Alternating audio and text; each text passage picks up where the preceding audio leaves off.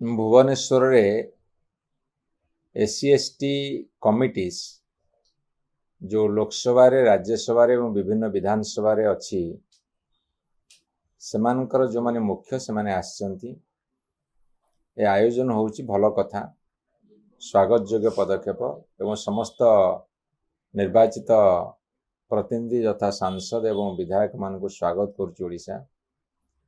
किंतु ओडिशा सरकार मोर गोटे प्रश्न रहिबो ओडिशा सरकार मोर प्रश्न रहिबो जे आमे विधानसभा रे एवं विधानसभा बाहर तीव्र भाव में स्वर उठेलु जे एससी एसटी ओबीसी मान को एससी एसटी ओबीसी मान को जो छात्र मान को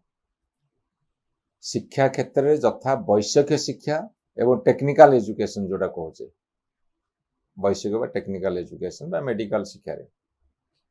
एथिरे तांको तांकर संरक्षण दिया जाऊ एससी एसटी पिला मान को तांकर जनसंख्या अनुसार 39% बा 40% दिया जाऊ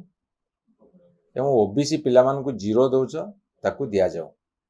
एमान दौ नाहंती एमाने कौन आदर्श देखिए भारत वर्ष अन्य विधानसभा और पार्लियामेंट को जे ओडिशा रे आमे एमान को दौ ना आमे कौन तांको आज वार्ता देले ओडिशा रे एससी एसटी ओबीसी पिला को शिक्षा क्षेत्र में आमे संरक्षण दौ ना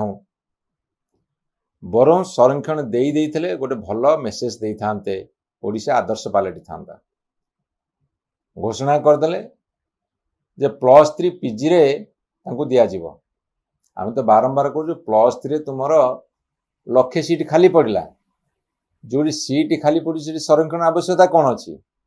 पिलांकर डिमांड होउची जे आमे इंजीनियरिंग हो मेडिकल हो कि अन्य जते सब टेक्निकल बा प्रोफेशनल सब्जेक्ट हो सेई थिरे संरक्षण हेले ए पिला माने ऊपर को उठिबे समाज रे गोटे समता सृष्टि हबो से कथा नहीं ये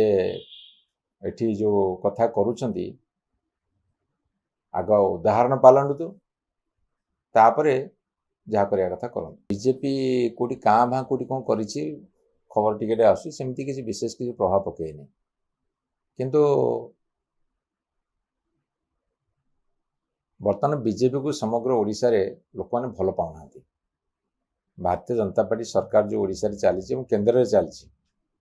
केंद्र सरकार और राज्य सरकार उभय सरकार को साधारण लोक पसंद करना भल पाउना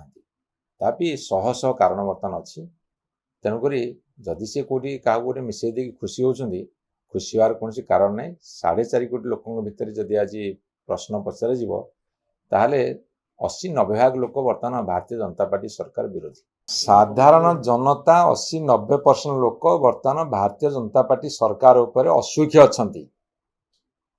जिते जनसाधारण असंतोष प्रकाश करेंगे असुखी हे से कौन सी